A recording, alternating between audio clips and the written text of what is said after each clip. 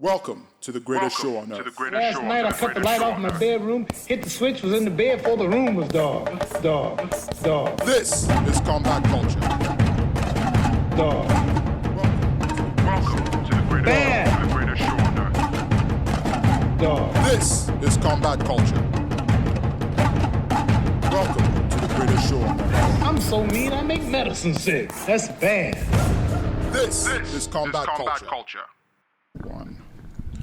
Good evening, guys, and welcome to Combat Culture Africa. As usual, on the mic right now is Oche Young Jollof Edache. To my right is my coach and friend, Chidi B-Boy Demil Nwankwo. What's up, guys? Right across from him is Skelly Innocent Edache. What up? And right beside him is the Minister of Fitness himself, Mayo Okunu. Hello, peoples. Good evening, everyone. And today, the topic is straight to the point. The implications of Usman's win in UFC 261 this weekend.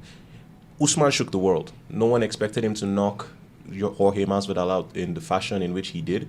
And I think everybody, right before we even go into the implications of his win, Chidi, why don't you tell us from a technical standpoint, what did Usman do to cinch that win in such convincing fashion? What was it technically that he did that shocked everyone? Well, to kick it off, first of all, I think a huge credit goes to his coach, Trevor Whitman. Of course. Because honestly, after he joined the team, his striking just got phenomenal. It got next levels above what he was before. Usually Usman literally pressures you. It's not that his striking was that good, but he always found a way to pressure you towards a corner. Then he implies his wrestling. But now he's even more dangerous because people actually have to consider his striking now.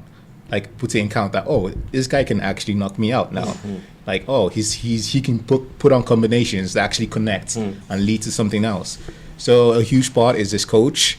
And even in the first fight, you could tell, you can see the massive difference skill-wise between him in the first fight and the second fight.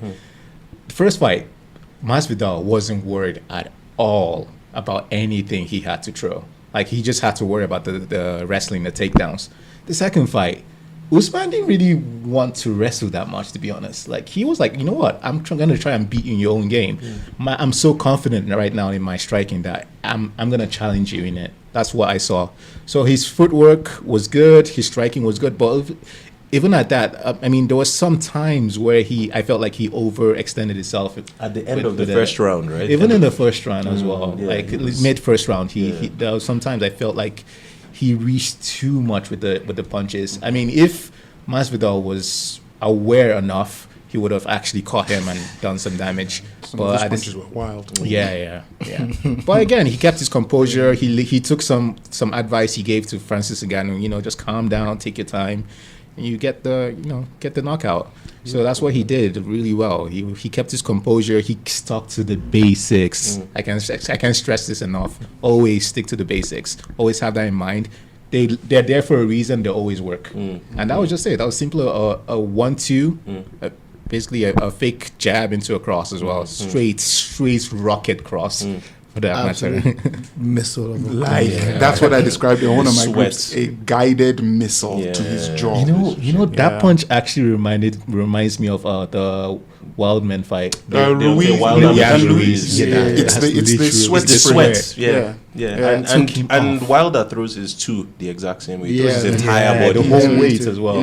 He had to cushion his body off of Masvidal's body. If he missed, he would have Open. rolled on the floor. Literally. But again, that's why he's so good in wrestling as well. If he missed, that was a simple takedown as well.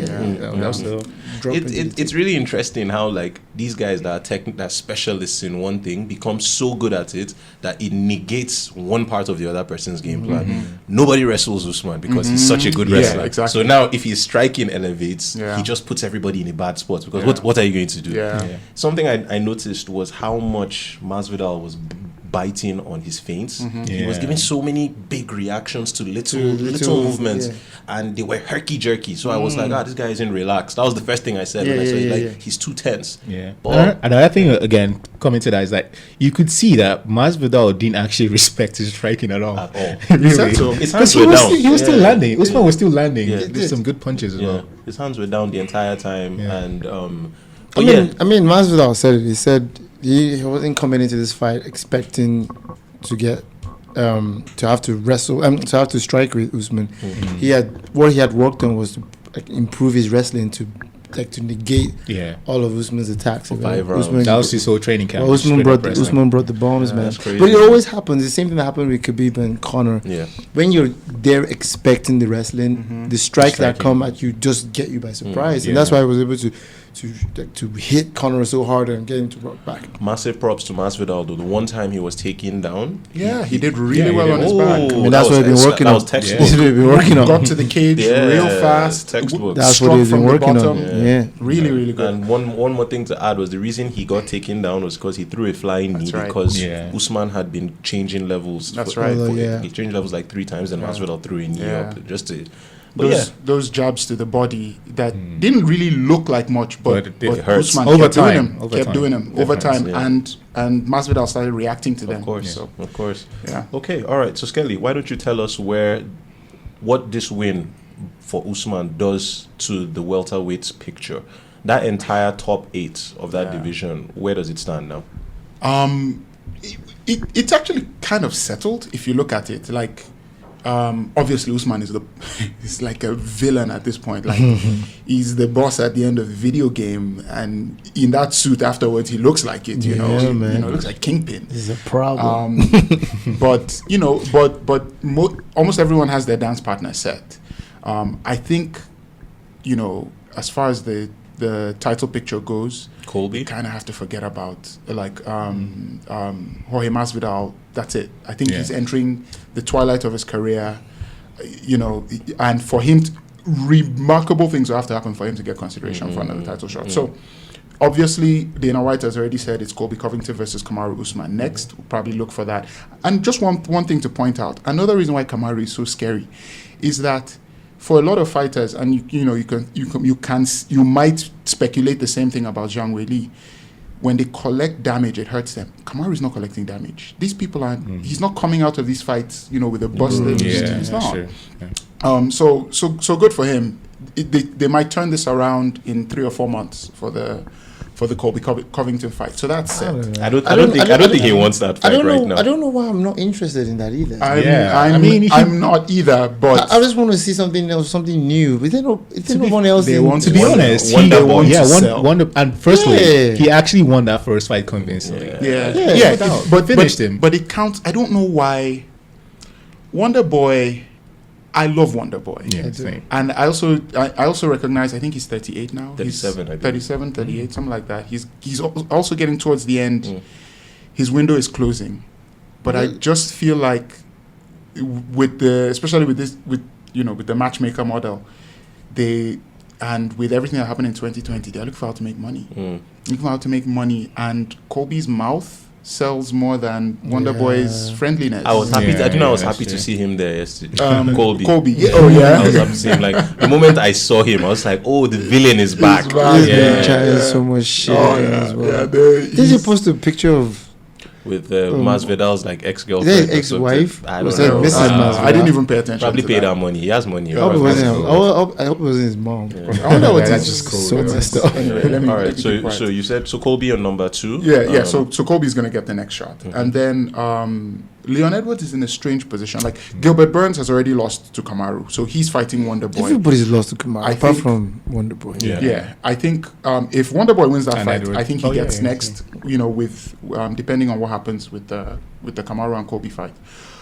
So Gilbert Burns is next in the rankings. He already has a dance partner, and he's already had his shot, and he missed it. The next person is Leon Edwards, who's lost to Kamaru a long time ago, but needs to. He just has such bad luck. Yeah. The village people are exactly like the Bilal Muhammad eye poke thing happens, ruins what was supposed to be his comeback fight. So they're just like, fuck it, fight Nate Diaz. You know what's so interesting? Yeah, I think they he's didn't gonna run win that back. I don't No, want them to. well, I didn't want them to either. It wasn't a particularly interesting. really fight. care about the fight. He was beating him for that first round. Bilal was outmatched. I didn't in my even care opinion. about that. Yeah, but he looked good in the round that we saw. But then, so he's gonna fight, and in a way, he should be happy, Leon, that they gave him Nate, because what do people always say about Leon? Leon is boring. Nobody knows who he is. He has no star power.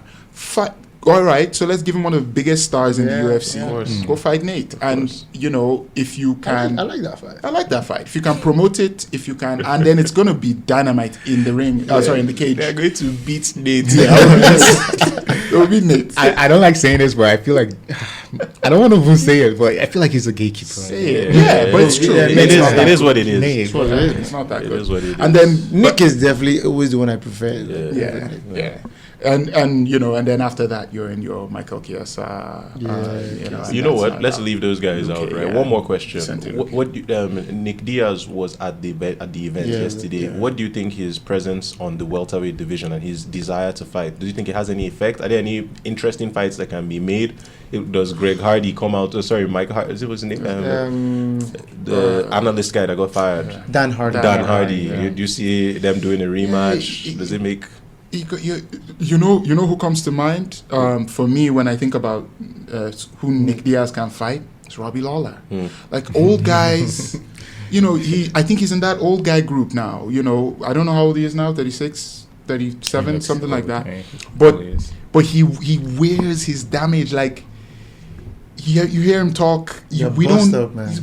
We don't know where he bust is in terms of skill level. He hasn't fought in so long, and with the way this game evolves, so throw him in there with Robbie Lawler and punch the crap out of each other. I also think about guys like Matt Brown for him, like just the older welterweights. Yeah, that's it. Unless he proves otherwise in his comeback fights. Okay, all right. So there's Mayo. You're going to cover something for us real quick, right? The promotion, the way the body language of the fighters before the fight and after the fight is always remarkably different. Yeah. You saw the trash talk. I chose you. Yeah. This is my fight. He's not a superstar. He's a journeyman. And then after the fight, respect. Usman beat me hands down. This and that. As a former fighter yourself, why do you think that always happens? Why do fighters always forge some bond, some deep friendship after a loss? It's the trenches. It happens not just between fighters, just between humans. When you go through an ordeal, it brings you closer together. It's just how it is. If you think about Stockholm syndrome, even that scenario, like someone's kidnapped you, but you're in a traumatic situation with that person, you start having feelings for that person. So it's the same kind of thing. And what I even want to bring up is the fact that, Usman even admitted that he was nervous. That Masvidal made him nervous. Yeah. He didn't show any of that. I don't know. I didn't pick that up. Did anybody pick it up before the fight? He didn't even say that about Gilbert Burns, who was even more threatening, arguably. Someone who even knew more about him. Yeah, of course. But he said, you made me nervous. You made me put in the work. Elevated him as well. Yeah. Put in the work. Yeah. And but in his interviews, he was all like, "Man, I chose you. I decided to make you that is the part that was more interesting to me. I'm like, wow, I couldn't have called at any point. And I love the fact that Masvidal in that moment was also be able to just see things as they were and say, it doesn't matter whether it wins or loses. Think about where he is now and where he started from. Of course, he's winning. Of anyhow. course, and it's just humans. When we go through stuff, we have some clarity that comes with it, and so it's done now. Let's just see for what it was. We went to war together, and even though we're against each other, the point is we both bled together. Shared blood. True. So, you know what I think is going to happen, right? Call me Mystic Charles this evening. I think Nate Diaz is going to because people are making a lot of noise that Masvidal's career is over. His 10 seconds of fame is over. I think Nate Diaz is going to lose to Leon, and then they're going to do BMF2, and then BMF2 is going to make even more money than the first time, and that might be his last big thing. Should be a BMF. I think his star is fading, not in terms of star power, but in terms of title contention. I just don't think. I mean, he's been here. But I think the value of the belt is kind of changed. Diminished, no doubt. A bit now. Okay, so are we gonna bother talking about Conor's mouth? No. I didn't even bother. Listen, I'm the biggest Conor fan here, and I don't want to talk about it. So let's leave that. There's something really interesting. Did you guys watch the Dana White press conference, post-fight press Bits of conference? it. Okay. Yeah. So at the end, It was just the Logan Paul part. I just saw it. I was like, and he was irritated the entire time. Yeah. BBC Africa. Yes. I thought. Did you notice there was a guy with that? Yeah. With the South African accent who asked a few questions. Yeah, and he asked Dana, Right. with all the dominant fighters you have in Africa right now, do you see the a UFC Africa event happening? And do you see all your African champions headlining the card and your African fighters fighting on that card? Dana gave a Dana White response saying, "Oh, we don't know what might happen. People might lose. The belts might change hands. But if things remain the way they are now, UFC, we're definitely going to Africa to make that fight happen. We're already making plans. We're already making arrangements." Usman came on further and said, certain hoops need to be jumped through before that happens. Do it. Then Dana now goes ahead and then asked him, what date are you looking at? And he, without missing a beat, he said, 2022, we're going to Africa. That's what he said.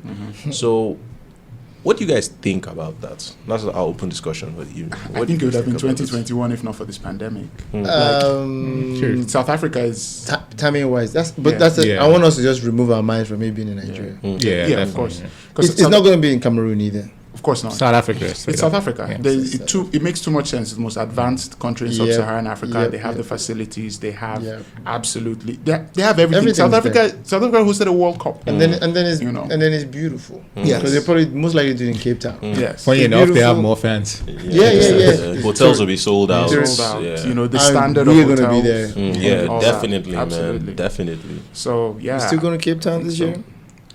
August, isn't it? August? Yeah, August. Yeah, I'm still down. I don't know about you guys. Yeah, August. I was just throwing it out there, checking. Yeah. Okay, I have a mortgage. So. Yeah, shout outs to Skelly. Shout out to Skelly, homeowner, man. Yeah, homeowner at 26. I swear.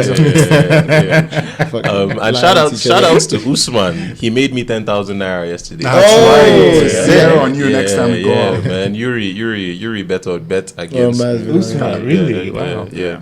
But yeah, That must have been- Did you see Chad Ochocinco, who used to play wide receiver for the Cincinnati Bengals in the NFL? Before the fight, Yeah. Jorge walks in and he's like, "Yo, Betting get money, him, yeah. get him." He bet $50,000. Oh no. Well, but But he has that's what money. that was. Chad, I saw that. Chad has money, but not that kind of money. But why would you? Well, he was. Is he Wait. from Florida as well? Wait, he wasn't I think saying he's a Florida boy. he was in the weigh-ins, right? The black guy. Yeah, That black guy, he shaved was head. talking a lot. He kept Who on. I think he's in his 40s now, but could pass for 30. Yeah, it looks good. Yeah, it looks really Because I good. remember during the weigh-ins, like there Yeah, was the a mask small on. altercation, and then someone stepped up, and Francis, yeah? Francis kind of stepped as well. So people were Oh, yeah? asking him, people interviewed him afterwards, like, "Yo, so were you planning on fighting the heavyweight champion?" I have one more thing, right? Yeah. Before we call this, before we wrap this up. If the UFC is coming in 2022, what opportunities are available for indigenous Africans to prepare for that? I mean, there's people like us doing stuff in media, there's fighters, but I'm sure there's a lot of niche stuff. Maybe craftsmen, I don't know, artisans, radio personality, I don't question. know. What do you think people can start to do beforehand that will prepare them to take advantage of the opportunity when it comes? Well, I mean, You mentioned the major ones first, but Yeah. the little. I mean, reiterate. Feel free like to for reiterate. us, if we keep building, there's so many opportunities just with being in proximity to all that UFC star power. There's opportunities for interviews, for media content, of course, but then there's also opportunities for partnerships. That may be where the conversation starts that ends up with UFC Performance Institute, whatever, Nigeria. in Nigeria or in South Africa, or in Cameroon, wherever. So it's just once you get people in the same room, all kinds of magic can happen. Yeah. And you never know who takes a liking to who and who bonds, and before you know it, there's all kinds of business opportunities can come out of that. I'll just like basically I'll talk based on like small companies or startup companies. More opportunities might actually come their way in the sense that the UFC actually brings more awareness into MMA. Yeah. So with that happening, you have all these, let's say, startup companies like, man, there could even be a new Venom or something like, In Abba. That's true. Exactly.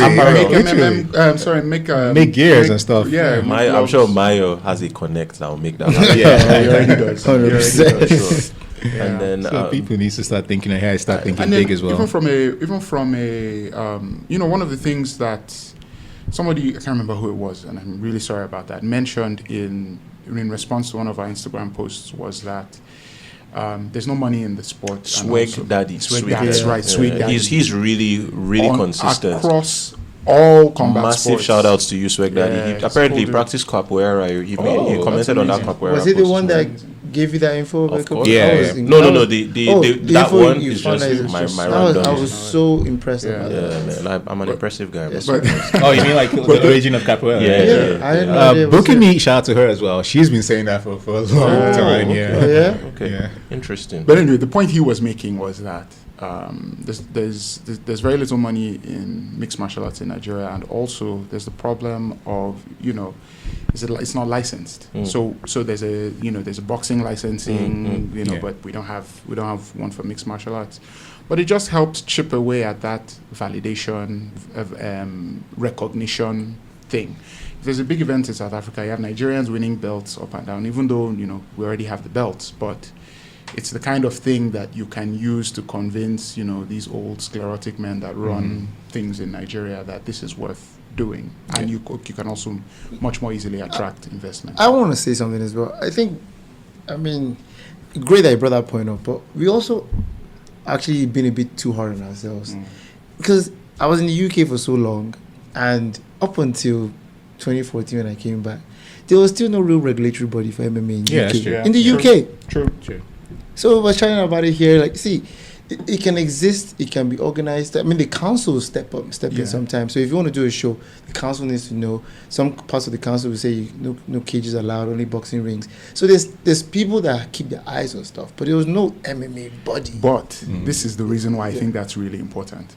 This is Nigeria. Somebody can just decide, open your during your boxing event, just bust in and say, task force, this is unlicensed prize fighting. For our own. For the protection of people in there, the sooner you have a body that you can point to, especially in a country like Nigeria where they are just vultures looking to victimize people who are promoters. That's for sure. It helps to have those things in place. So, Makes sense. yeah. Okay, all right then. I think we've exhausted our topics for the day. Lost time as well. Massive shout out to Dewey Cooper, who is Francis Ngannou's striking coach. I sent him a message asking him if he could put some of our stuff on his page, and he was receptive to it. That's really nice. Massive Thank shout you, out. Mr. Thanks, Cooper. he's a really supportive guy. Coach Coops. Yeah, and hopefully Francis sees that when he does that. Yeah. That might open up some doors. And massive shout out to Will Harris, the guy who runs Anatomy of a Fighter. I sent him our contents by 2 a.m. Apparently, I think it even woke him up from sleep. We've spoken in comment section before. He responded saying that he liked what we're doing, and he's definitely going to repost it for us. So massive shout outs to both of them, and hopefully we keep growing. Guys, please support this movement by subscribing to the YouTube channel and following us on social media. It's Combat Culture AF on Instagram, on Twitter, Combat Culture Africa on Instagram, Combat Culture Africa on Facebook. And if you want to send us an email, ask us a question, want to get a shout out on the show, send us an email at combatcultureafrica@gmail.com. All right, guys, on 3, 2, 1. Peace.